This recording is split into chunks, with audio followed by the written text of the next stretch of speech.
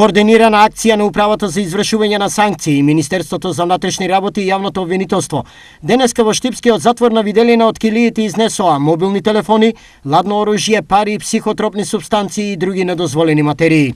Акцијата е реализирана во раните утрински часови од 6 до 9.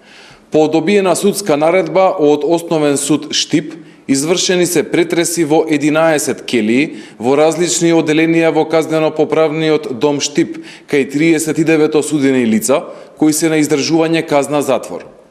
При претресите пронајдени и одземени се грудчеста материја, предмети со остатоци од прашкаста материја, мобилни телефони, поголема сума на парични средства од законски дозволените кои осудените лица можа да ги поседуваат, ножеви и повеќе други остри предмети, метални шипки и други тврди предмети. Пронајдените предмети се предадени на секторот за внатрешни работи Штип за понатамошна постапка и истите ќе бидат дел од доказниот материјал во постапката.